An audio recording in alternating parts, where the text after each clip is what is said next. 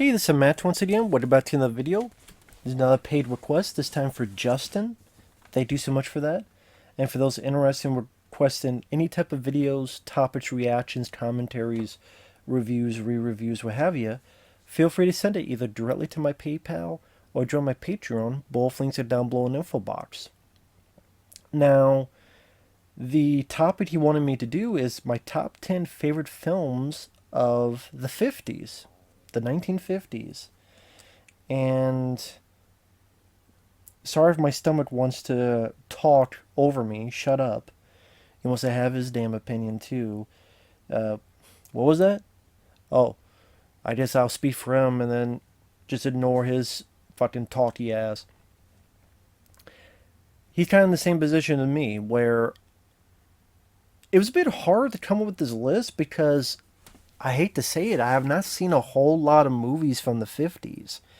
Like that's been a decade that I'm familiar with and seen clips, but not familiar with in terms of seeing full feature films.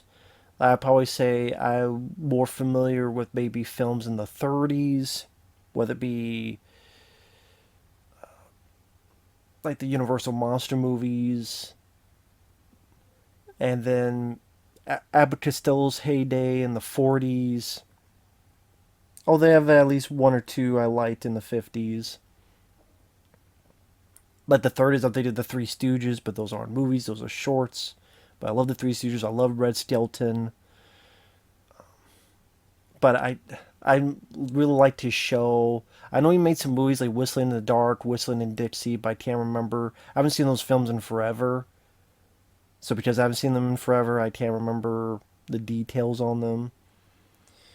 But I mean, there's a lot of stuff back in the day I enjoy. I enjoy the Metropolis, the silent film. Like I said, I'm a big Three Stooges fan. Larry, Curly, and Moe. I even like Shemp. Joe Besser, I did not care for. I thought he sucked. He was annoying. Oh, behave! Shut up. Curly Joe Dorita, I didn't mind, although not nearly as good as Curly or Shemp. But yeah, huge Three Stooges fan. Um, I mean, I think in the 50s they're starting to do a bit more of the Curly Joe Dorita type of movies. Like when they go into orbit, or they have that flying machine that's like you dealing with aliens, or when they meet Hercules, or there's actually one where they're in the Wild West and Adam West from the Batman TV show is in it. How the West was fun or something. I can't remember the title. Anyway, like I said, big fan of Red Skelton. I don't mind Lauren Hardy. Uh, I really like Abbott Costello. I even have the box set, the Universal box set that looks like a suitcase, a trunk, with Abbott Costello stuff over there. I didn't bring it over because I didn't know if Justin wanted to see it or what. So, but I was then thinking about, oh, did this movie come out? I went, shit, no, that came out in the 1930s, or no, that came out in the 1960s. Fuck. How about the Time Machine? No, that wasn't 50s, that was 60s. Oh, how about this? The Birds? No, that was a bit. How about Rope? No, that was in the 40s. Fuck. But I did come up at 10. Like I said, it's one of those decades I'm not. I'm more familiar seeing clips than full films, to repeat myself. But I did come up with 10. Number one, The Thing from Another World from 1951. When I looked at the list, that is easily my favorite. I still need to pick it up on Blu-ray. I can't even find my DVD of it, which pisses me off. But I really like that. Now I know it's not technically directed by Howard Hawks, but he produced it, and there's a lot of people that argue it's almost like the Poltergeist thing. Like, did Steven Spielberg or did Toby Hooper do it? This is a guy named Christian Nyby. Did he direct it or did Howard Hawks do it? It is kind of like the Poltergeist thing. And people assume Howard Hawks did it. Just like with Poltergeist, people think Spielberg did it. Because it does have that rapid fire dialogue. And that's one of the things I do like about, although John Carpenter's The Thing is my favorite. The thing from The Thing from Another World I remember seeing as a kid, and the last time I saw it was a couple years ago, and still really enjoyed it because the acting was solid. The dialogue, I mean, being very rapid fire, very quick, very on point. People going back and forth. It was like never a dull moment.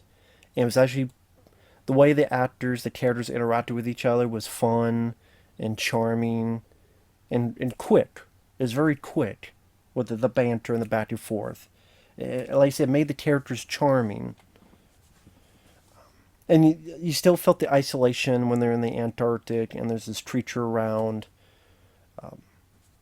It's not really based on the short story because that was who goes there. That was more incorporated into John Carpenter's thing. This was more of a Frankenstein type of monster, played by James Arness, which they call him like a big carrot. But he doesn't look as silly as that. They use him very sparingly in terms of seeing him, but he's very tall, very big, very monstrous. Has a fantastic jump scare scene. It's storming out. That's why the lights flicker and stuff. It's storming out in Texas here as I do this. But the jump scare where the Geiger counter's going, there's no music playing, which was the right decision. They open up a door and it's right fucking there. Like, oh shit, and guy has to duck before he gets his head taken off. Because they set that up where there's a Geiger, they open up a door, there's nothing there. They do it again, and because there's no build, a lot of times the suspense is ruined when the music's building up.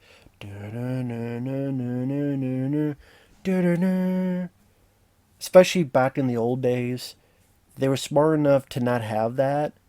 So they look in, they don't go in, boom, it's right fucking there. It's a really good jump scare. I remember as a kid seeing, they went, oh shit.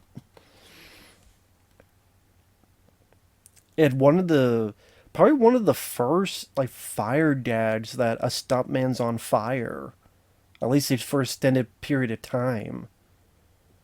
Maybe not the first. It was stuff back in the day, but at least for this extended bit of time. So it wasn't the first, but they douse him on fire and he's going around, and someone has to put a piece of bed up to block it because the person is ready to burn them up. Like, I mean, this is all done for real in camera. I thought the way they killed it was interesting by electrocution and having to set up this thing to fry it. That made it a bit unique of a death scene for the villain. Yeah, all the acting, all the characters, they worked rather well. The great ending with the reporter, keep watching the skies. Keep watching. I love The Thing from Another World. It's a damn good movie. Even if you're not into 50s movies, if you like good acting, quick wit of characters and dialogue, and a good monster movie, the film works well in suspense and its environment to make these characters feel isolated. It does make me want to watch it again, honestly. I just gotta go pick it up and not forget like an idiot. But anyway, that's The Thing from Another World. Number two, Rear Window. A Rear Window from 1954, Alfred Hitchcock. One of my favorite Alfred Hitchcock films is it's that and The Birds are my favorites. Which I like more, I don't know. It depends how I feel that day. But Rear Window I saw later on. I saw a lot of the films that influenced it after this. Meaning, after this film came out, a lot of movies influenced it, and those are the ones I saw first. Road Games with Stacy Teach. You say that's Rear Window, but it's on a moving vehicle going through Australia. But he's a bored truck driver with his dingo or his dog and sees something, and is that did he murder someone? What's going on? So it plays off like Rear Window. But I love Road Games. Disturbia with Shia LaBeouf. I actually like that film. I even don't mind Mimic 3, which a lot of people hate, but I don't mind it because I do like that motif, which started with this of you're in this one spot and you're watching the world and you're the fly on the wall, so to speak, and you're the only person noticing that something is up, something is quite up. Now, that doesn't always work out to be the case. What was that film that came out? Was it this year? It was like a one word name. It's some lady that's looking across the way. I can't remember. I think it was the guy who directed Haywire directed it. Or was it someone else? Was it Steven Soderbergh? Was it someone? I can't. That's how shitty it was for me. I can't fucking remember. I know it's like a name of the character is like one word title. Shows how much I give a fuck. But Rear Window, like you got James Stewart, you have oh my god, why can't I remember a name? I cannot believe I cannot remember a name, which is insulting because she's very beautiful in the movie. And the story is Jimmy Stewart. He has his leg broken. He's a reporter that likes to go out there and be. He's exhilarated by the danger and adventure of the job. So he's stuck here with his camera and he's watching and all these little windows. How they each have their own little story. These characters. So you have the lonely lady. You have the couple that seems to stay in, and by the end they seem a bit more used to marriage. Like all these different types of characters, and then he notices something's up, and come to find out there is a murderer around. But is he paranoid? Is it really happening? Yeah, I cannot remember. Cannot believe Grace Kelly. How the hell can I forget her name? Yeah, really enjoyed. Beautiful lady, Grace Kelly. And I thought I liked the way Hitchcock directed it. I mean, for that time, how obviously it's done on a studio set, but the way the camera pulls out and is going to each of these rooms and really giving you the whole feel of this neighborhood, and it becomes a character unto itself. I mean, Hitchcock was definitely ahead of its time, the way some of these shots were set up and filmed. But yeah, really enjoy Rear Window. Very solid suspense film. And I don't know how in depth I would go on these because you know I talk and I don't stop. Number three, I put Rio Bravo, and I'm not even the biggest Western guy. There are westerns I enjoy: The Man with No Name trilogy, High Plains Drifter, Young Guns. There are westerns I enjoy, and this I got as a request about a year or so ago, and really enjoyed it. I thought that the cast, John Wayne, Dean Martin, even Ricky Nelson, for what he needed to do, they did rather well. I thought John Wayne had some fun back and forth banter with the lead lady. It was kind of charming and sweet. Dean Martin was very surprising and impressive to me as this guy that's lost his way and he's a drunk and but he used to be a somebody, and you kind of see him taking back that mantle as the movie goes along. It's a nice little redemption arc for Dean Martin's character. The what was I going to say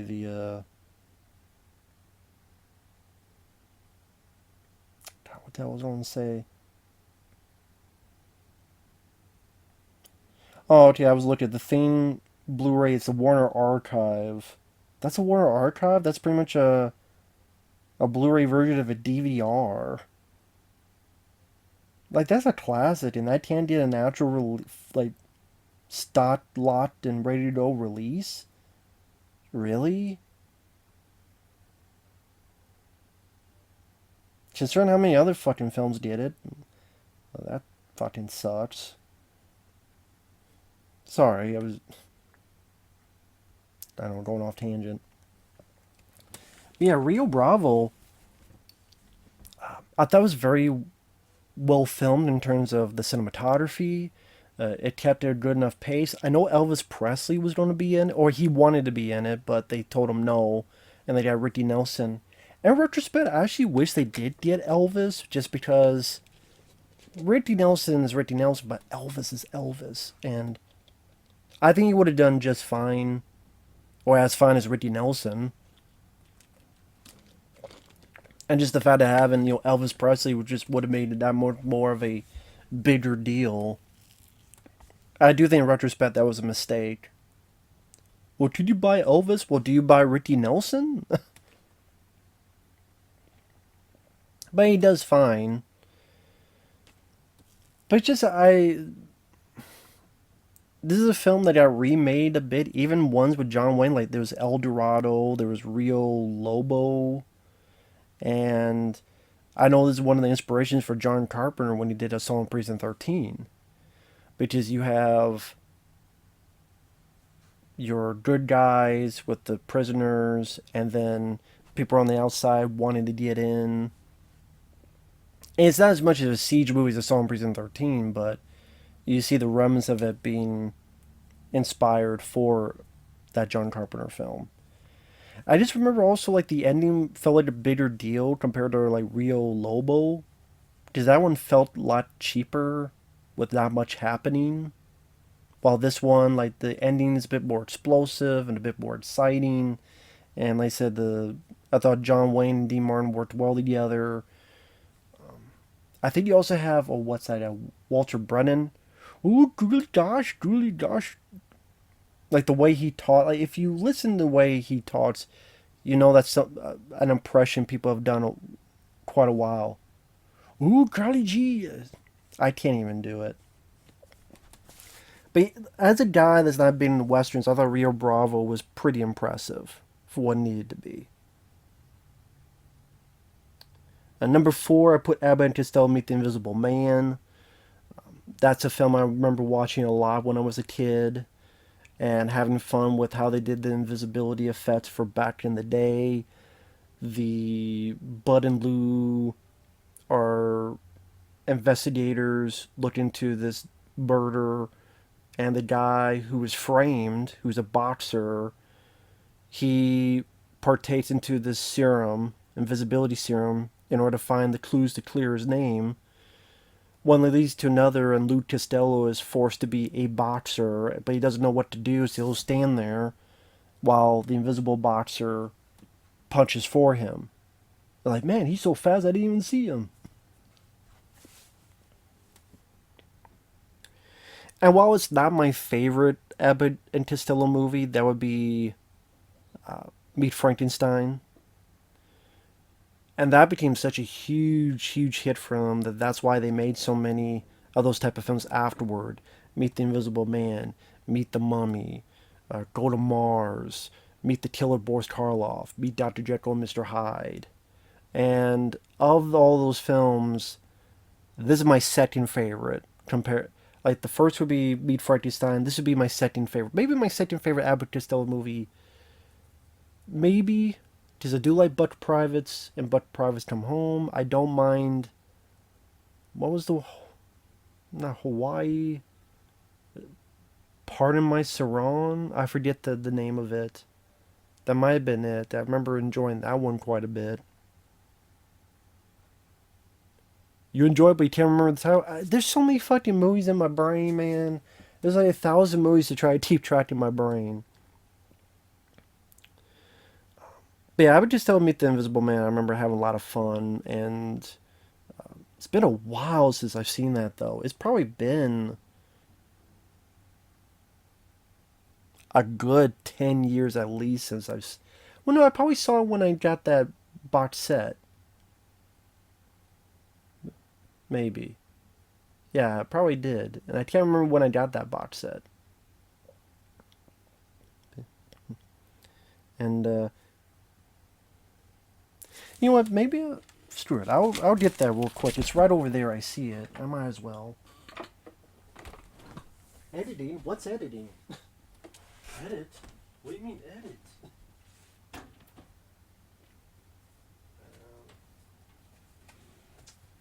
Come on. Forgot it's in this case. Make sure this doesn't fall. Alright. Sorry about that. Figures least I can do for Justin.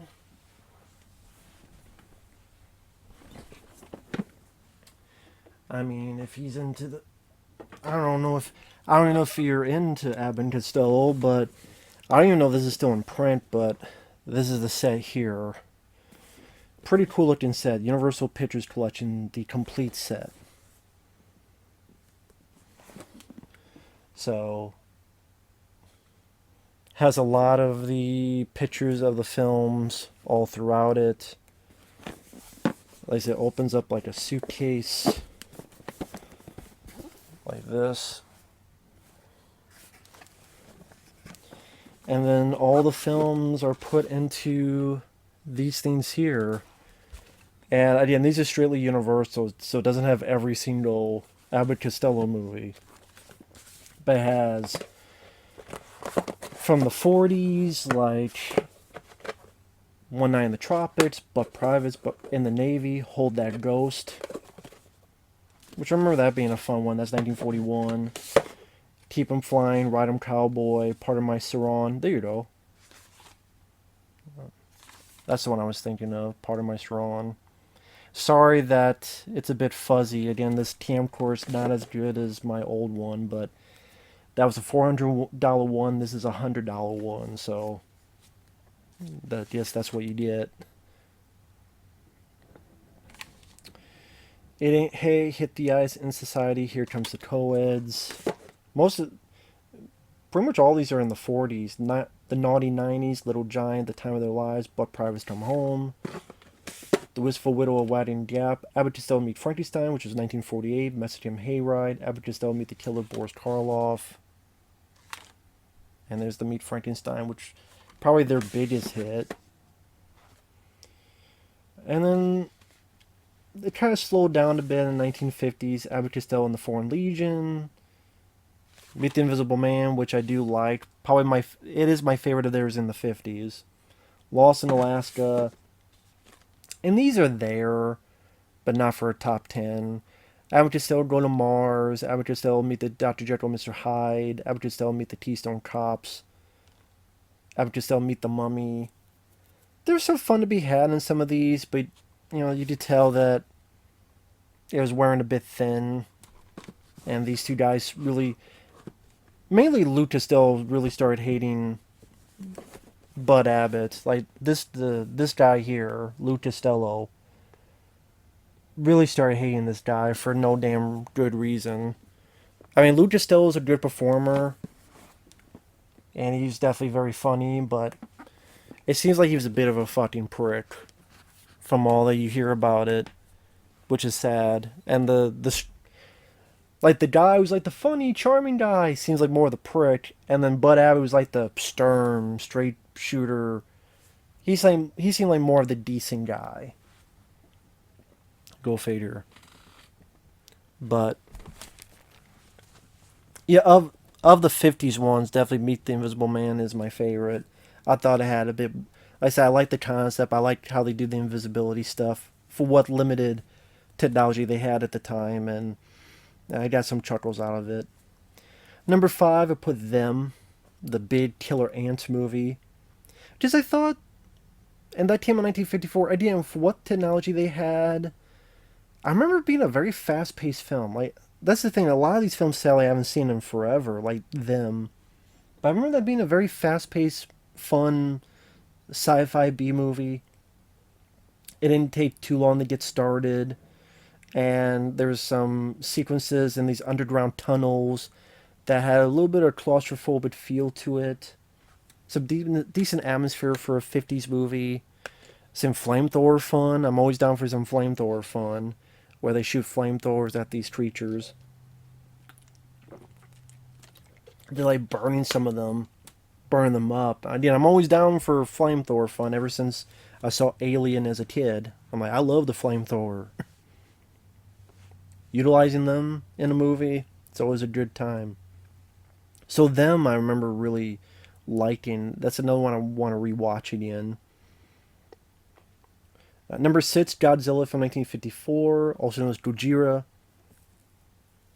Nice take on the horror of the atomic bomb. Definitely, when you compare it to other Godzilla films later, this one, of course, is much more serious. And the way the cast work together, the way that there are moments of, I don't know if I want to say depth, but anytime I think of this movie, I always think of the scene where Godzilla is destroying the city, and this one family we've never met before, the mom and her kids saying, "We'll see Daddy soon," and then rocks fall, and you could put two and two together, meaning their dad died whether in the war or died before that, and they're going to die soon, and they know it, and the mom is trying to comfort her kids. Like that little bit kind of quantifies the horror of what this monster was doing and showcasing. And the way it was shot, like they really wanted to prove the destructive nature of this Godzilla creature. And it's fun to see those old school models that has a good, it has a nice charm to them, those model work. And while Godzilla, they didn't finesse the look of it until later. It was still a pretty good first impression with the sound effect and the idea of the atomic breath and everything in between. Fairly good sci-fi, monster movie picture. This is where I was getting tough with the list. I'm like, okay, I'll put Horror of Dracula, the first Hammer film with Christopher Lee as Dracula and Peter Cushing as Peter. I was going to say Peter Vincent. That's a different. That's Fright Night, as Van Helsing. But yeah, I think of him. I think of Peter Vincent, fearless vampire killer. But no, it's Peter Cushing as Van Helsing. I'm not a big Hammer guy. I've seen a couple Hammer horror films. One of the only, really the only one I truly enjoyed was this one, Horror of Dracula. Not horrors like the horror of Dracula. Because I think with Christopher Lee and Peter Cushing, it felt new and fresh, so they were really on top of their game. They usually are, but just with the writing and direction, seemed like there's a bit more for them to do, and maybe not based. Not, sometimes I get a feeling that maybe after a while they got a bit bored. Not that they slipped walked through the roles, but it's just, oh god, doing this again. But they were still, two good, competent actors, very good actors. But doing the first time, just a little bit maybe more energy to it. There's a little bit more blood, a little bit more nudity, a little bit more. We have to prove something. Showcasing the castle, the Hammer horror film environment.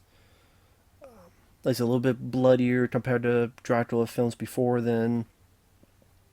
Christopher Lee does a good job. You have that great shot of him with the fangs and the blood curdling fangs. Peter Cushing makes it for a great hero.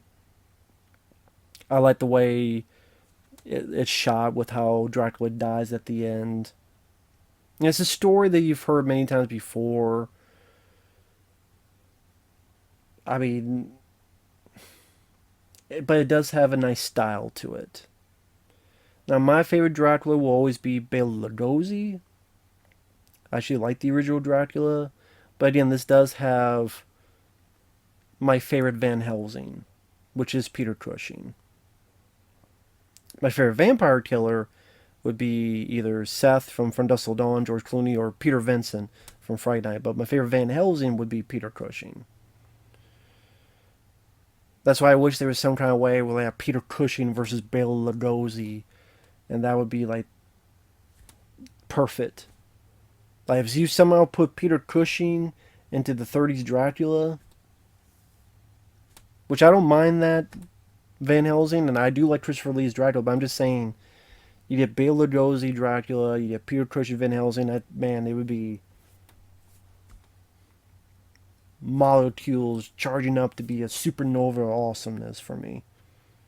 But horror Dracula is still, I definitely think it is the best Dracula film Hammer has done, and like I said, it just felt fresh and new at the time, and maybe it felt like they had a bit more to prove, so they had to put a little bit more.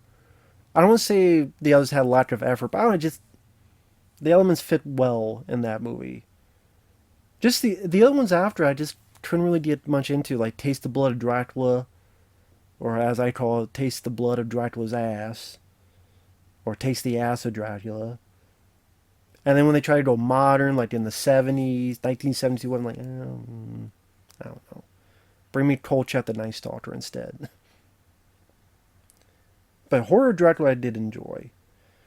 Number 8 and 9, I put Cinderella and Peter Pan, and they could go. One could be 8, one could be 9. I wasn't sure which one. Cinderella, I remember a bit more of, and the songs work, and I'll put Peter Pan's number 8. Peter Pan's number 8 because of the joyful nature of kids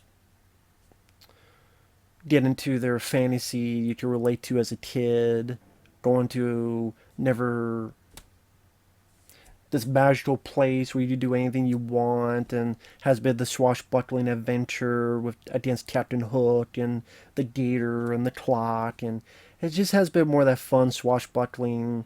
That as a boy, I do enjoy that type of stuff. Sad about the voice actor of Peter Pan and how he got fucked over because he got older. God forbid he got older, so he got fucked over. Which I didn't know about that until much later in life. Which I know when they did that Rescue Rangers movie, I know that was a bit of a point of contention of, you don't make Peter Pan the villain, but I don't know, I just, when I watched the film, it didn't bother me. I just see why it maybe bothers some people after the fact.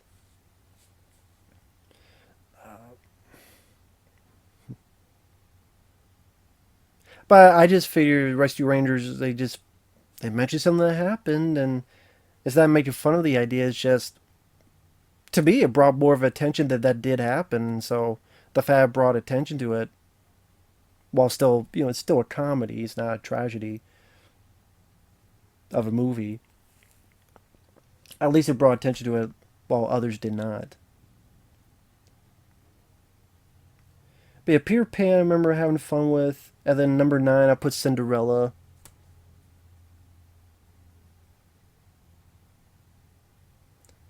You feel sorry for the character because the step sisters are beaches, and princess finding his prince, which now we'll probably call fucking sexist, and the shoe, and if the shoe fits.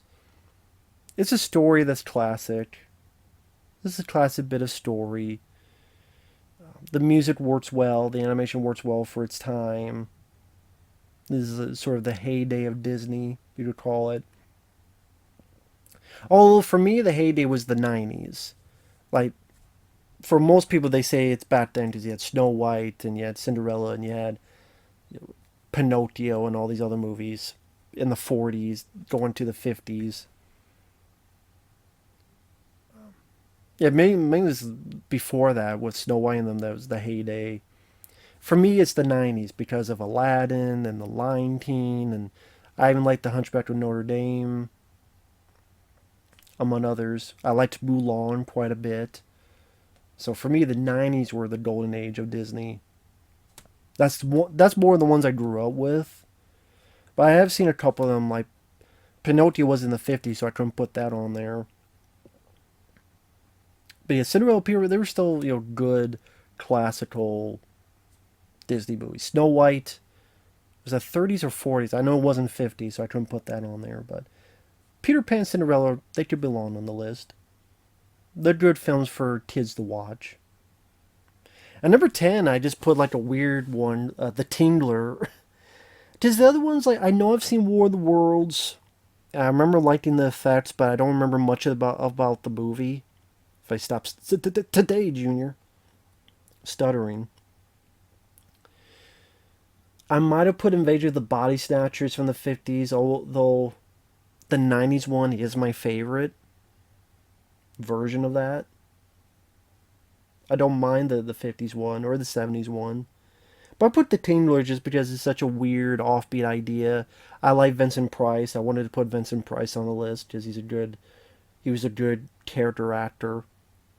I had not seen the original House of Wax. I've seen the remake, which I know is a very different story, but I love the remake from 2005.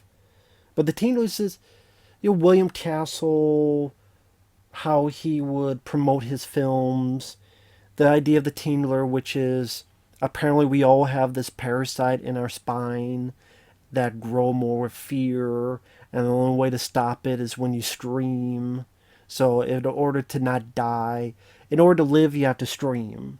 And so William Castle would put these things in movie theaters where the seat would tingle, and if you feel the tingle, you better scream or you may die. Like they don't do, I mean, other than I guess 4D, they don't do a whole lot of that type of stuff in movies today. Maybe they should, and that'll get more people back to the theaters. Maybe. Like, the only way you can experience this is in the theater. Maybe that. But it's just all the time, and have to mimic each theater, and there's a lot of money and time that we put into it, and if it fails, it would fail big time, and a lot of money would be lost, so who's going to take that chance? Again, unless you have the specific theater that just does that. So it's a movie theater, but it's also an amusement park ride. But yeah, the Tingler, that's what the gist of the plot is. And I thought it was kind of a very quirky, weird, interesting kind of B movie plot. And I remember Vincent Price, uh, him being good as always. And it's more maybe about the history and the release of it that goes in my head as I watch the film. I'm sure there are plenty of other better movies in the 50s, but for a quirky movie like that, The Tingler, I wanted to put on. And I remember like thinking it was going to be terrible and thinking, oh, yeah, it's kind of fun. I remember having kind of a bit of fun because of the quirky idea of the story. People go, why don't you have the Blob? Why don't you have the Fly? I'm not big on those. I much prefer the remakes. I mean, I love The Thing from Another World as number one, and John Carpenter's The Thing I love even more, but I could never get into the original The Blob. I think the remake is much, much better. The original Blob I thought was boring, and Steve McQueen is a good actor, but he wasn't good in that movie. And The Fly is there, but I don't hate it. I'm indifferent on it. So, Creature from Black Lagoon, same thing. I'm kind of indifferent on it. I don't love it. I don't hate it. The other Universal monster movies like Dracula, Frankenstein, The Invisible Man, I liked a lot more than Creature from the Black Lagoon. I think there's a Phantom of the Opera, but or was it? I think there was one of the. I don't know if that was in the 50s. Maybe that was the 40s. It doesn't matter because I prefer the more silent era version of that.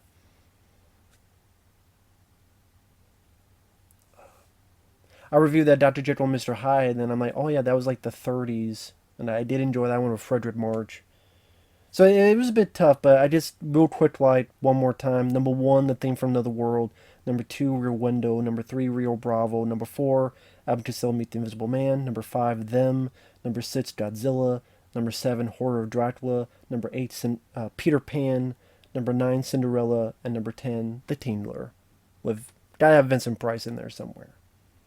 So, with that said, thanks once again, Justin. Take care, everyone. We'll see you guys later.